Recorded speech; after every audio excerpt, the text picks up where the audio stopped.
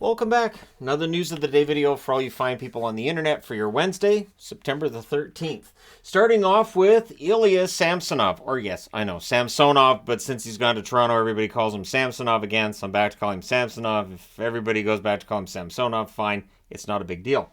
So Ilya Samsonov reveals a mask which is inspired by CuJo. It's not exactly the same as the old CuJo mask, but it's very, very similar. And I approve. Curtis Joseph, one of my all-time favorite goaltenders, so I like that a lot. And good on him for that. And now, I want him to have a great season because I want that mask to stick around. So Arizona signed 11, officially 11 to PTOs. Now some of them, including Ryan Dzingel, I've talked about before.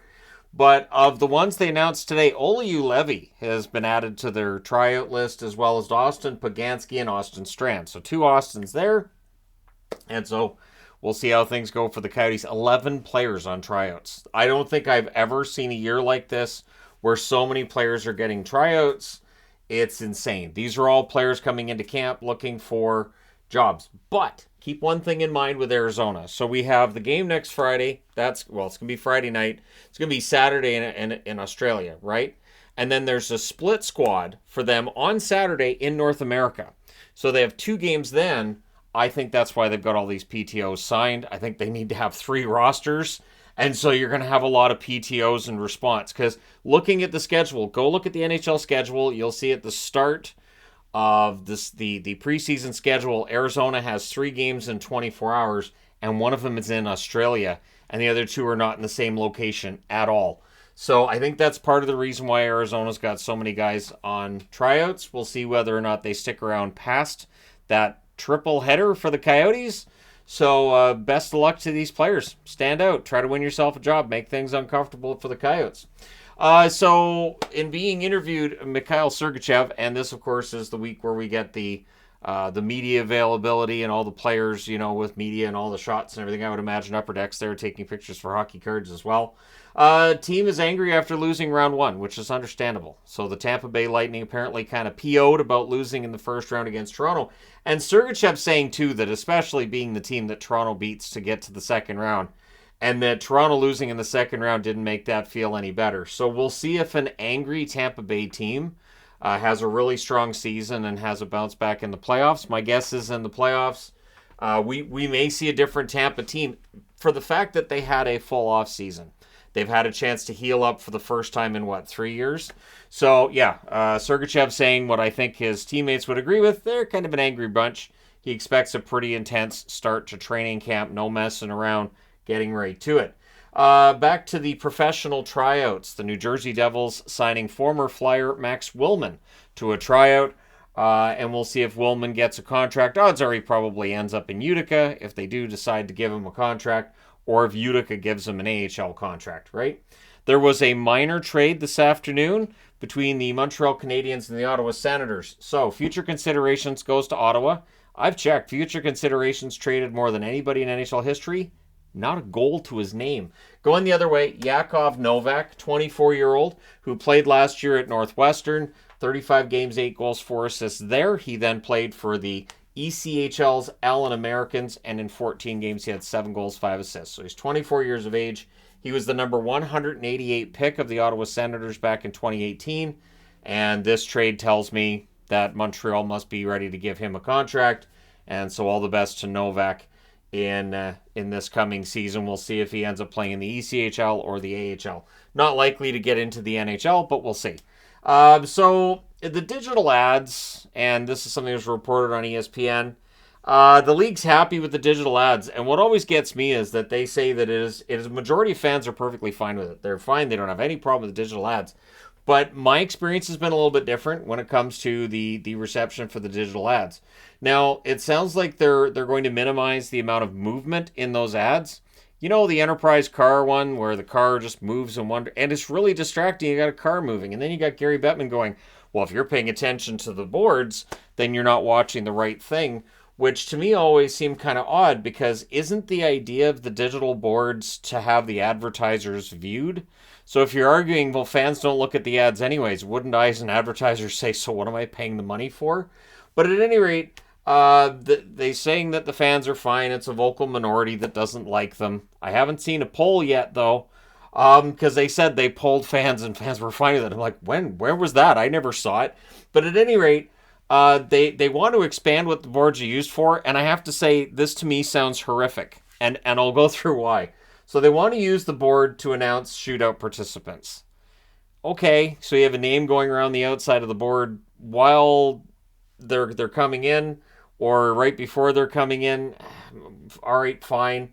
But celebrating wins is something they want to do as well. And to convey stats, so you'd have the stats going around the board as well, or the stats up there, I guess, for individual players or for a team, and for goal celebrations. And what gets me is that in the article, again, it's on ESPN, they said that basically the problem is that as soon as a goal is scored, the camera cuts to the guy who scored the goal and they get the goal celebration. And so they're going to see whether or not they can isolate on that main camera so we as the fans can watch the board celebration and not the goal celebration right away. So basically have a few seconds of that board celebration and then cut to the player. I vote no. I vote that you still cut to the player celebrating the goal, and I think most fans would agree. But I haven't taken a poll on it, so yeah, it's one of those things. The NHL is, and I'm fine. Honestly, I'm fine with the digital ads as long as they're not distracting, and as long as it doesn't interfere with the players, as long as a guy wearing a white jersey doesn't go up against the board and have his torso disappear, as long as it doesn't cause the entire game to go dark while the boards stay light, which is stuff we saw last year. And so, yeah, it sounds like if anything, they're going to expand what the digital ad boards do and make them more distracting. So we'll see how it all turns out. But I think that sounds horrific, the idea of goal celebration. I want to see the players celebrate. One thing that we lose in this is that reaction, that organic moment in hockey, and I think in sports in general, that organic thing. Like, I can't imagine the NFL, where you often have really elaborate celebrations for touchdowns, deciding, well, we're going to show a digital ad. The guys are celebrating in the end zone, but we're going to, I just can't see it. But anyways, we'll see what happens, right? This is all still up in the air as to what they're going to do and what the plan is for the future. But if you're not a fan of the digital board ads, it does not sound like they're going anywhere. And I understand this too, because I think the NHL is making more money on it. They've said that it's better than the static ads. We know that revenues from sponsorships and advertisers have gone up over the last few years. And I think the digital board ads make a difference. One thing I would say as well, though, is that the ads that play on those boards, it's different on different networks. So if you're watching a Canadian feed and an American feed of the game, you will get different ads. So up here we'll get like Canadian Tire, and down in the States you'll get Enterprise Rent-A-Car.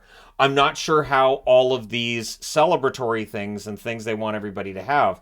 If it's a game that's both broadcast in Canada and the US, do they just override all the other advertisements, or would you see those celebratory things I'm talking about here on the American feed and not the Canadian, or the Canadian feed and not the American? Like, at any rate, and keeping in mind that they use the same camera work. Basically, they very often will just use the same cameras, and so it'd be weird to freeze on, here's the ads. If you have the celebratory ad in Canada, but you don't in the US, you'd be like, why are they showing the Enterprise ad and not going to the guy celebrating the goal? I'd be interested to know your thoughts in the comments section below. As always, don't forget to hit like and subscribe if you're browsing your way through. You just happened upon this video, and yes, I will include a link to the article in question from ESPN regarding the digital board ads in the description to this video, because why not? So let me know your thoughts. Hit like and subscribe if you haven't done so already. Thank you guys so much for watching, for all your support. And let me know if you get a phone call from the Coyotes about, maybe they need a goaltender. If you're a goaltender, and just to say, we only had one goaltender for our meetup last weekend, so we need goalies. But if you feel like, well, I could probably go to Arizona and say, I have gear, and you might get yourself a tryout as a goaltender just for parts of the preseason. It's going to be crazy for the Coyotes. So let me know your thoughts. Thank you guys so much for all your support. I will talk to you again soon.